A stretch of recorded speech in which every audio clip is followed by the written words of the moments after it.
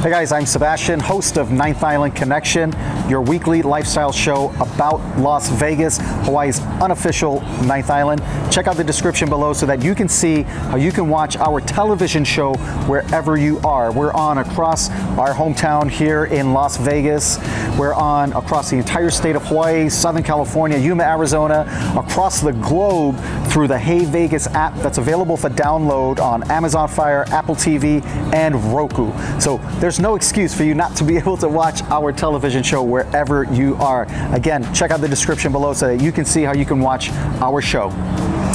And hi guys, I'm Christine. I'm the other half of Ninth Island Connection, the half you don't see as much, but I'm here, I'm still alive. And today we are here at Taverna Costera. We're down in the Arts District. We get a lot of questions about Vegas, and so we thought we would create a video taking the most common questions that we get and providing you guys with some answers. So let's get started. So number one, this is the one we get the absolute most. I would love to go to Vegas. It seems like a great time, but I don't gamble. And you know what? It's 2023, guys. Vegas is the entertainment capital of the world. The food, the entertainment, world-class shows, sports. The Las Vegas Raiders are here. Vegas Golden Knights, Las Vegas Aces. So Vegas is about 30% gambling, 70% everything else. Actually, when we first started coming to Vegas, we didn't even gamble at all. And even living here, and as much time as we do spend downtown and on the Strip, I personally don't gamble very much. This guy loves his gambling, a little bit, but not so much for me. So when people come to visit, we're taking them to see all the fun, free things there are in Vegas that you just have to see walking through the different properties. It's just, Vegas in itself is just so ridiculously amazing that there's just so much to see on and off the Strip, downtown, East Fremont Street, so many things to explore, so many places to eat, and the shows and the entertainment, like Sebastian said, it's the entertainment capital. Right, the next question that we get is, where should I stay? Should I stay on the Strip or should I stay downtown on Fremont Street? And you know what? That all depends on the person.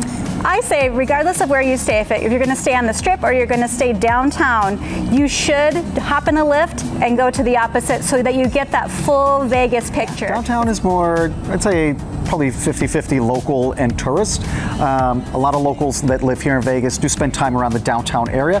Not necessarily the Fremont Street experience, though.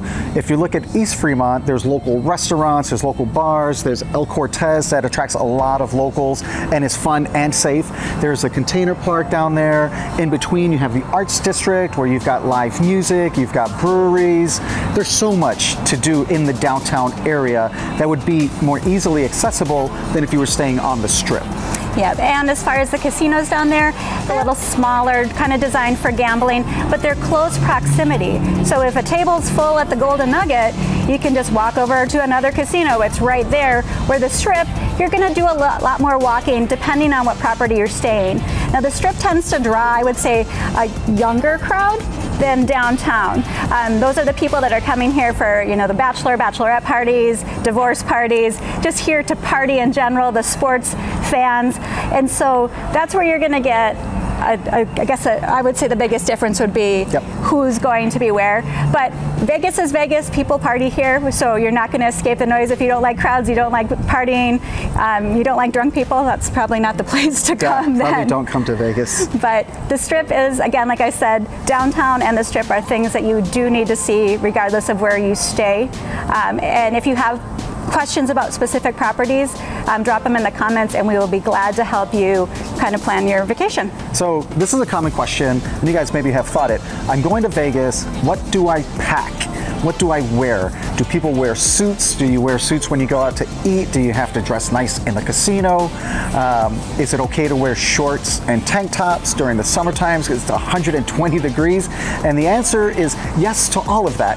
Vegas is your own personal experience. I like to wear suits from time to time. We'll be coming to the Strip and say, you know what, I feel like wearing a sport coat this weekend when we go down to Vegas, and I'll throw on an Aloha shirt and a sport coat. Still casual pants and some tennis shoes, but I just like maybe feeling feeling like a little more dressed up for the evening. And there's other times that it's shorts and t-shirts and slippers the entire time that we're here, depending on the weather, of course, because it does get cold here in Vegas. So to the answer to that is look at the forecast. If it's going to be hot, bring lighter clothes. You can still dress up in the evening, still bring that sport coat, still bring that dress or cocktail dress, whatever it is. Vegas is whatever you want it to be. Yeah, and for the ladies, I mean, this is the time where everybody wants to bring out those cute little dresses and those heels and look their best, and that is perfectly fine. But just remember, you're going to do a lot of walking, yes. And we see a lot of people carrying those beautiful heels, walking barefoot on the Strip, which just makes me throw up when I think about it, just because I've seen what happens on the Strip so many times. So, you know, comfort, you know, we want to look cute, but also try to keep in mind you want to be a little more comfortable. And like Sebastian said, the forecast, if it's hot here, the casinos are going to be pumping the air, so it's going to still be kind of cool in the casinos. And in the winter time, when it's cold outside, the casinos are cranking up the heat. So you really want to kind of have those layers. Next question is, how much cash should I bring to Vegas? And that's really depending on whether you gamble or not.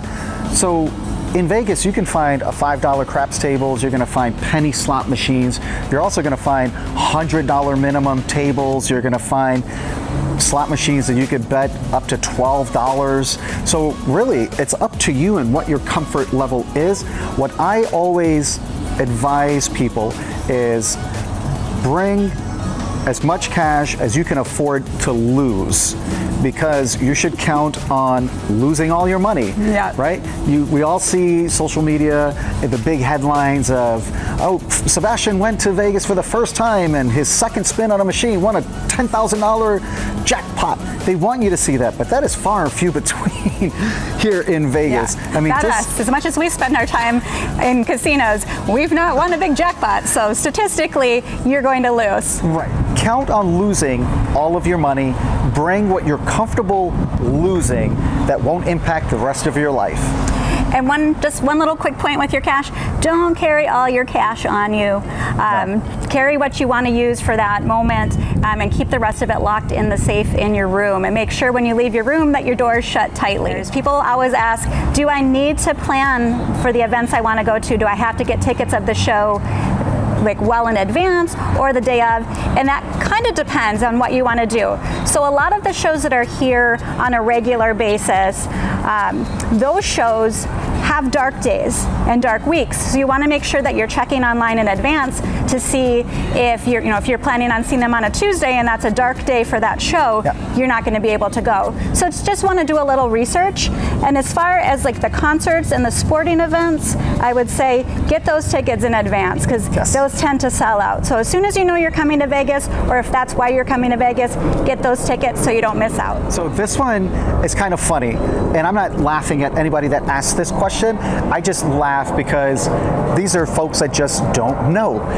Where should I eat? What is the best burger in town? Where's the best pizza? Where's the best buffet? And there's no real answer. Any type of food that you're looking for at any price point, you can find here in Vegas. So really don't worry about where you want to eat. If there are any musts, like for example, Gordon Ramsay's Hell's Kitchen, Momofuku in Cosmopolitan, if that's a must for you, go ahead and make a reservation in advance. All of the other stuff, where am I going to get breakfast? Where am I going to get lunch? What about late night if I want a slice of pizza? It's everywhere. So don't worry about that stuff there. Whatever you're looking to eat while you're in Vegas, you will find it. Yep. My tip would be starting with the type of food that you're looking for or the chef that you're looking for, and going from there to kind of narrow things down. The next question that we get is it worth it to jump in a Lyft or a taxi and go off strip? And the answer is absolutely.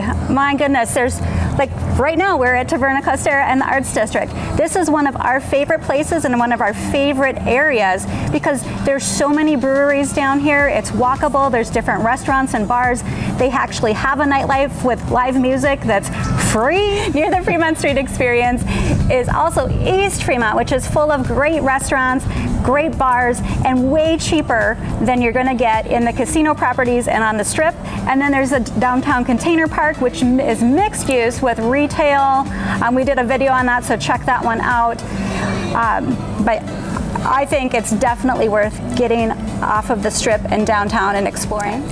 And if you're renting a car or are interested in renting a car for a day, there's great short road trips. You can head down to Laughlin, which is right on the Colorado River. That's about an hour and 25 to an hour and 40 minutes, depending on where you are. There's Zion, there's Valley of Fire, that's a little bit further away, but absolutely beautiful. That's going to be a day trip, or at least half a day trip for you, depending on where you go. There's Red Rock Canyon, absolutely beautiful, and that's probably from the center of the Strip, I'd say about 25 minutes. Just so much to do if you just take an afternoon, if you want to.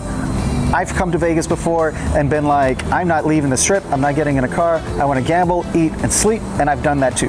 But if you're interested in exploring, totally worth it. You will not be disappointed. We get this one a lot, and what I find is that folks on both sides feel strongly about the side that they support, right? And this one is Vegas kid friendly and is it pet friendly? So let's start with the pets. Vegas is pet friendly. Vegas is very pet friendly. Obviously, actually. We bring Carlos wherever we go, so Carlos is a small dog, right? And we carry him around. The only time he's really off leash is in our room and in the designated pet areas. If we have him out and about, he's very small and compact, so we carry him. And you guys have seen that if you've watched our other videos. I have seen large dogs. The general rule, or the rule that I've seen across really all of the properties, is you can have up to 2 pets, 50 pounds each. Now there are some folks that, for whatever reason, seeing a pet in a casino really bothers them. Like, oh my gosh, dogs don't belong, pets don't belong in Vegas. Totally up to you. Vegas is pet friendly. All Caesars properties are pet friendly. All MGM properties except for Aria are pet friendly. The Wynn is pet friendly. Cosmopolitan is pet friendly. And then downtown, the Golden Nugget and the Downtown Grand are your pet friendly properties down there. Now let's talk about children. Now, don't hate me. I'm a firm believer of it's up to you. If you want to bring your kids, that's up to you. Children are not allowed in the casino area. They cannot linger. If you want to hit a slot machine for a little bit, the kid cannot just stand there and just wait for you to be done. You know, a lot of the entertainment is going to be 21 and over if you're in a bar. If you're coming here with the main function being road tripping, visiting family, absolutely. Absolutely. There are family-friendly properties like Excalibur's, very family-friendly. There are plenty of kid-friendly activities here in Vegas. There's a lot of, it's really improved over the years to provide, and off the Strip as well. There's tons, because outside of the Strip and downtown, where the actual people live, here, there's tons of places that are kid-friendly. So it's going to be up to you. I mean, I've seen, you know, if you've been to Vegas, you know what your eyes are going to never be able to unsee. Your children are going to see that and experience it as well. Then we'll just kind of leave that there. Yeah, and it's, you know, as a parent of a child or of a fur baby, you know, it's on you to be responsible for them and make sure that they're safe. All right, guys, that's a wrap. That's our most common questions. You may have other questions. Drop them in the comments below. Be happy to get back to you. Reach out to us on Instagram. You can DM us there. Or on Facebook. You can go to our website and send us an email through the website. I get those right away. More than happy to answer all of you guys' questions, because we appreciate your support so much. Thank you for watching this video. If you're not already, go ahead and subscribe. Follow us on TikTok. Check us out on Instagram, Facebook, Twitter. We're everywhere. Thank you, guys.